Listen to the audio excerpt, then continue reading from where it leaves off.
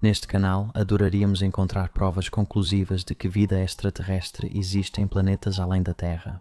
E ao longo dos anos, mostramos algumas imagens e depoimentos de testemunhas bastante convincentes, embora reconheçamos que alguns já tenham sido desmentidos.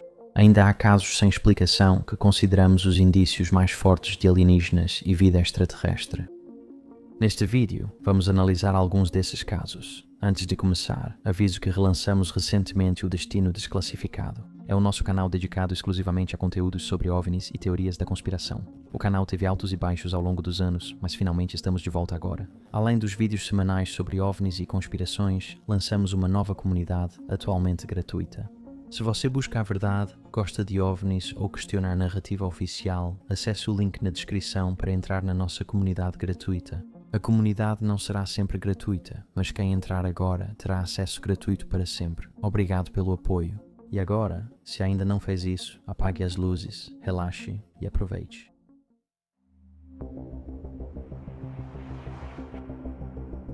Os Homens de Preto.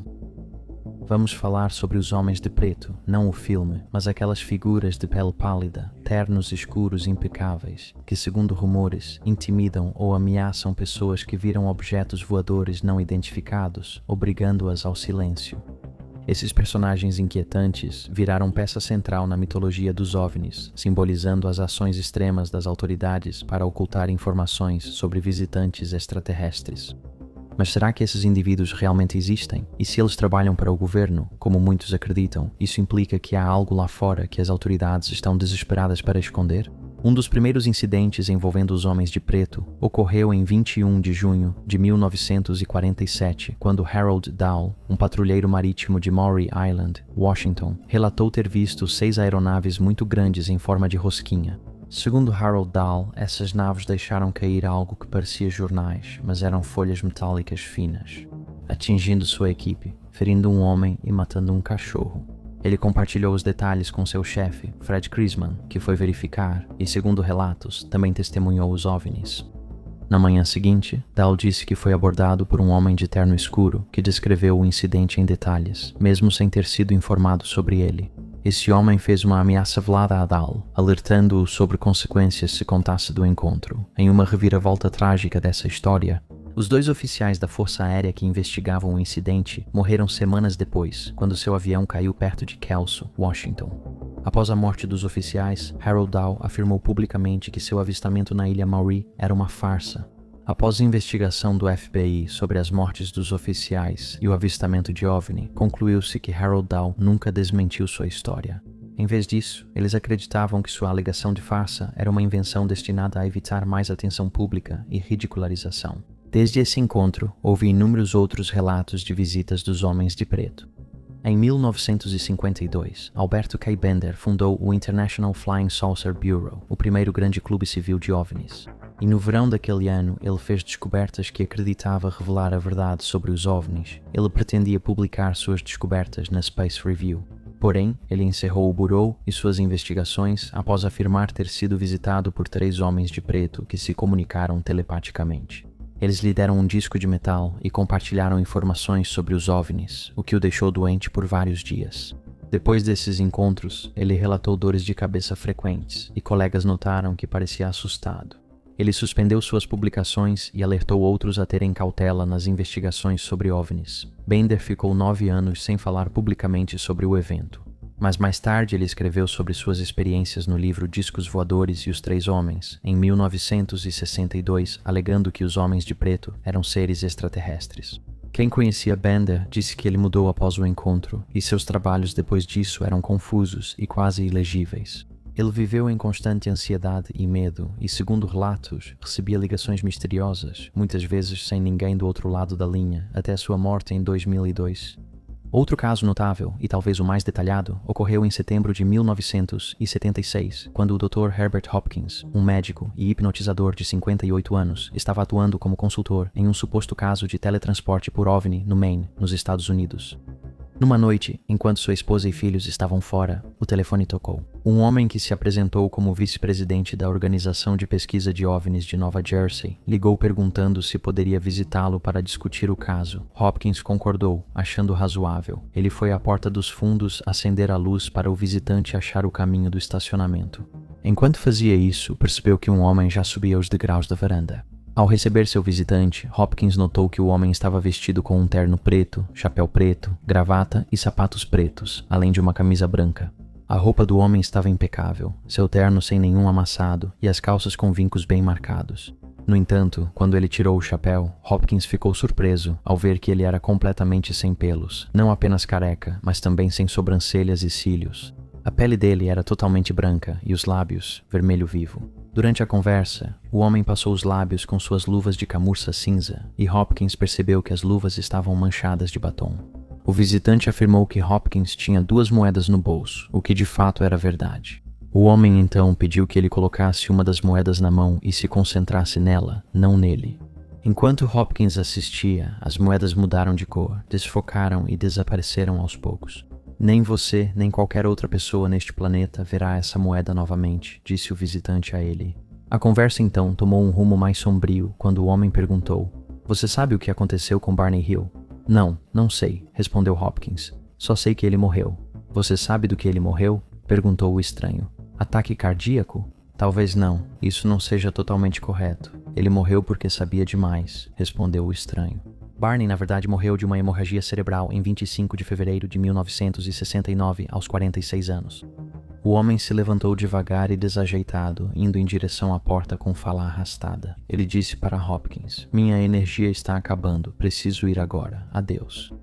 O Dr. Hopkins viu uma luz azul-branca intensa, iluminando a garagem, muito mais forte que o farol de um carro comum. Hopkins ficou muito abalado com a visita, principalmente ao pensar no comportamento incomum do visitante. Não surpreendentemente, ele ficou tão assustado que obedeceu às instruções do visitante para apagar as fitas das sessões hipnóticas que estava conduzindo relacionadas ao caso e para não se envolver mais com a investigação. Mais tarde, percebeu-se que não existe nenhuma instituição chamada Organização de Pesquisa de OVNIs de Nova Jersey. Ao longo dos anos, muitos encontros com esses homens de ternos sinistros foram relatados após avistamentos de OVNIs. Com tantos relatos de pessoas supostamente intimidadas por essas figuras misteriosas, há um argumento convincente para sua existência. Adoraríamos saber a sua opinião sobre isso.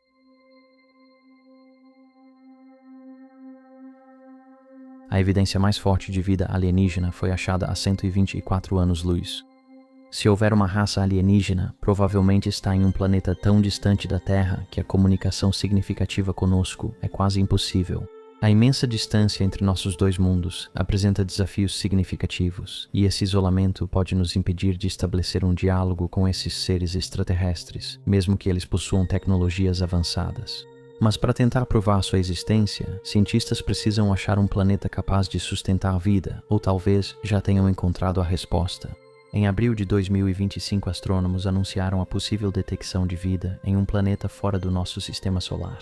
K2-18b é um exoplaneta super-Terra, aproximadamente 8,6 vezes mais massivo que a Terra e com 2,6 vezes o seu raio. Ele orbita uma estrela anã vermelha, localizada a 124 anos-luz de distância. E os primeiros indícios sugerem que ele não é quente nem frio demais para suportar água líquida, que é essencial para a vida. Uma equipe britânico-americana, usando o telescópio espacial James Webb, descobriu sinais de 2 produtos químicos na atmosfera do planeta, dimetilsulfeto e dimetildisulfeto. Na Terra, esses produtos químicos são produzidos apenas por organismos vivos, principalmente pequenas algas marinhas, chamadas fitoplâncton. Essa descoberta pode ter grandes implicações, e astrofísicos acreditam que é o mais perto que já chegamos de detectar algo ligado à vida.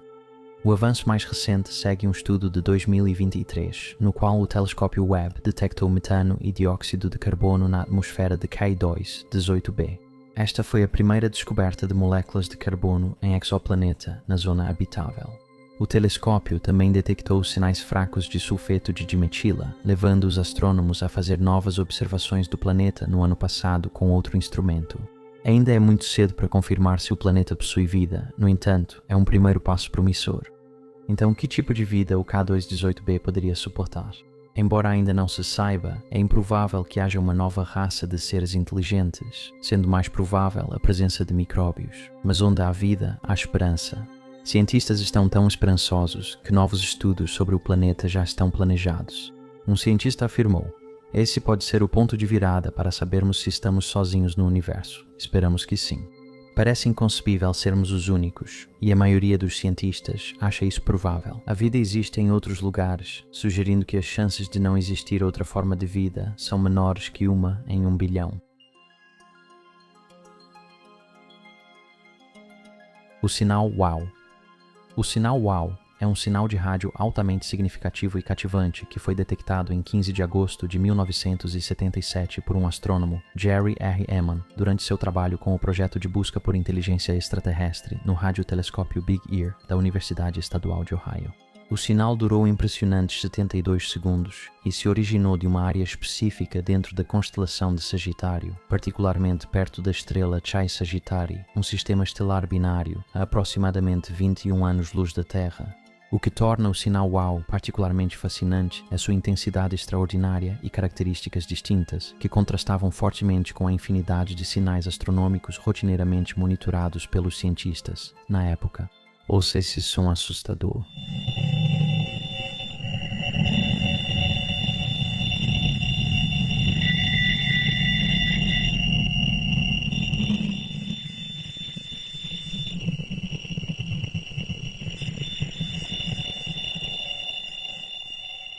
O sinal era intrigante porque apresentava uma relação sinal-ruído significativamente superior ao ruído de fundo cósmico típico, e Ehman foi imediatamente compelido a investigar mais a fundo.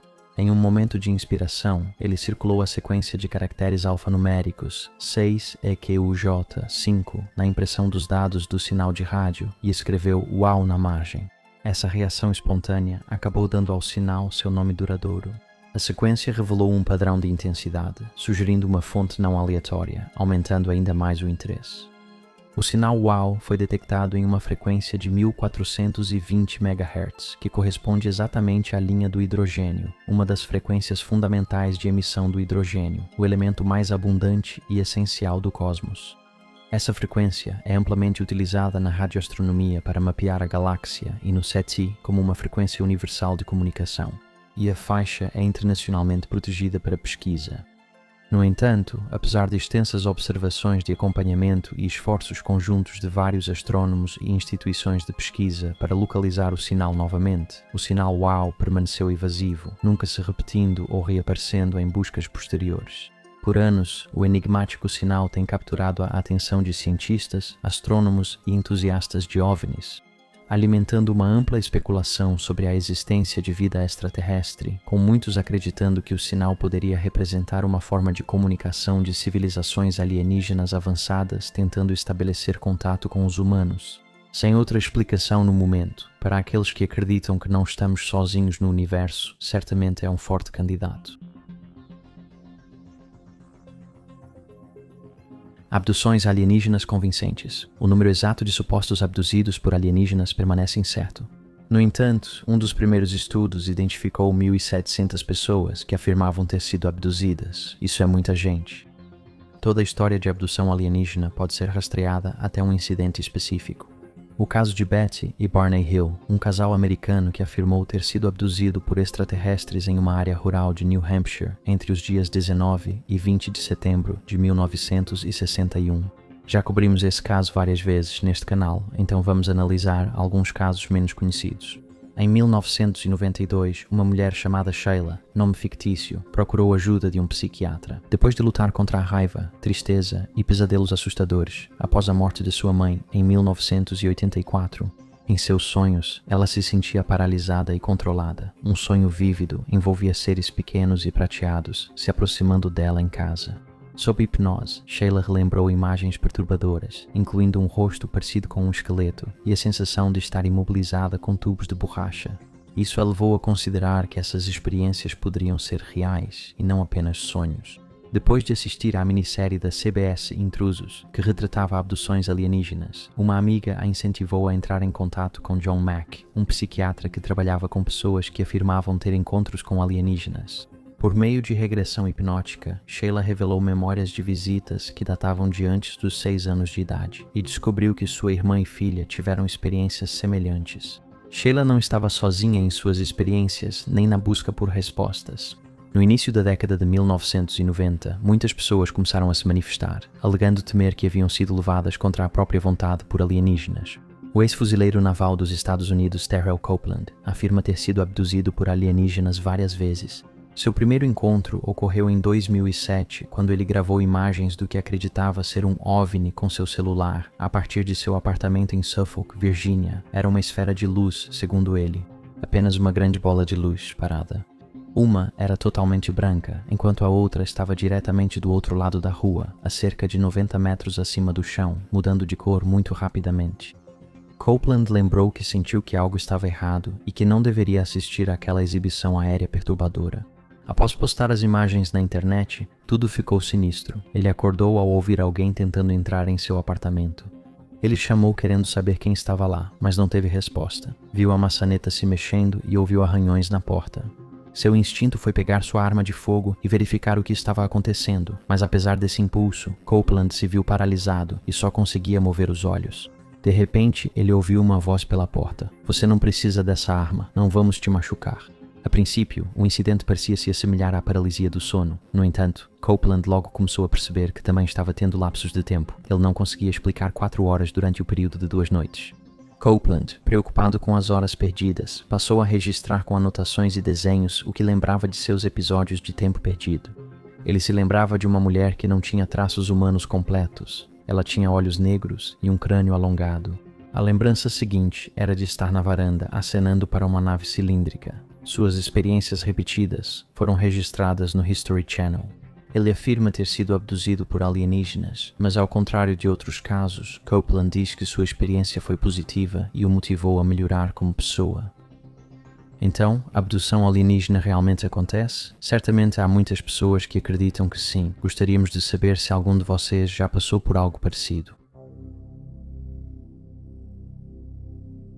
OVNIs que desafiam tudo o que sabemos todos os dias. Há inúmeros avistamentos de objetos voadores não identificados que desafiam explicações para aqueles que os testemunham. Embora a maioria desses avistamentos possa ser atribuída a objetos ou fenômenos convencionais, como aeronaves, drones, satélites, balões ou efeitos atmosféricos naturais, existem algumas exceções notáveis sem explicação, reconhecidas pelo governo dos Estados Unidos, especialmente pelo Escritório de Resolução de Anomalias de todos os domínios do Pentágono. Certos fenômenos anômalos não identificados, como são chamados atualmente, apresentam características de voo que desafiam nossa compreensão dos princípios científicos estabelecidos. Esses fenômenos incluem objetos que demonstram aceleração extrema, velocidades hipersônicas e a capacidade de se mover perfeitamente entre o ar e a água. Eles parecem não ter meios visíveis de propulsão e não possuem características aerodinâmicas tradicionais, como asas ou sistemas de propulsão reconhecíveis, como motores ou escapamentos. Vamos ver alguns exemplos notáveis de naves alienígenas ainda sem explicação, que podem indicar visitantes de outro planeta. Já falamos desses casos em outros vídeos, caso queiram uma explicação mais detalhada. O incidente Tic Tac. Em novembro de 2004, durante um exercício de treinamento na costa de San Diego, pilotos da Marinha dos Estados Unidos do USS Nimitz encontraram um fenômeno altamente incomum conhecido como o incidente Tic Tac. Os pilotos relataram ter observado um objeto branco em forma de pílula que demonstrava capacidades aéreas extraordinárias. Segundo relatos, esse objeto desceu de uma altitude de 80 mil pés até o nível do mar em questão de segundos. Um feito que desafiava os limites da aviação e da física. O objeto demonstrou uma agilidade impressionante, executando manobras que pareciam replicar os movimentos da aeronave naval. Dê uma olhada.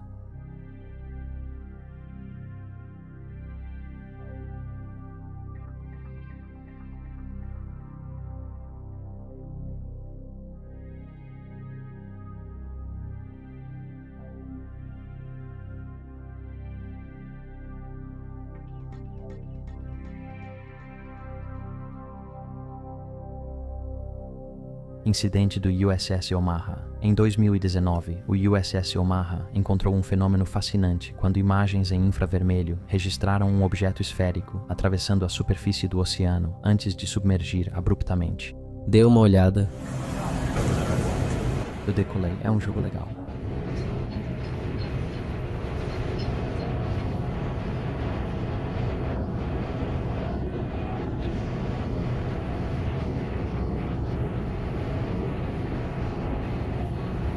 Intervalo. Omarra, encaixe pra mim, garoto. Rafael Peralta, passe a habilidade de lançar o Hello. O incidente tomou um rumo dramático, com o aparecimento de objetos secundários. Inicialmente, 9 OVNIs foram registrados viajando a uma velocidade impressionante de 158 milhas por hora. Com a aproximação da nave não identificada, 5 novos objetos surgiram, movendo-se bem mais devagar. Dê uma olhada.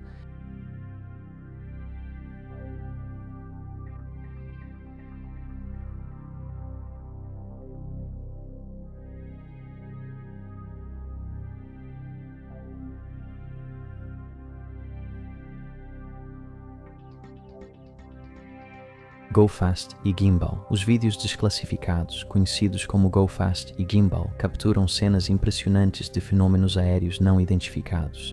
Nesses trechos, é possível ver objetos atravessando rapidamente a superfície da água, exibindo velocidades incríveis que desafiam o entendimento convencional. Além disso, as imagens revelam esses objetos realizando manobras impressionantes, incluindo rotações em pleno voo, o que aumenta ainda mais o mistério em torno de suas capacidades. Dê uma olhada.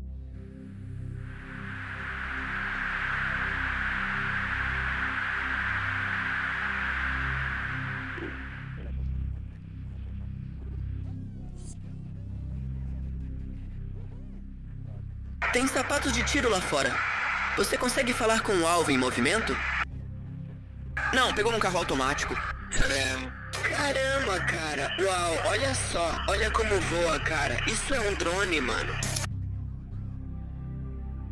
Tem vários deles, veja no asa. Todos seguem contra o vento, que sopra a 120 nós para o oeste.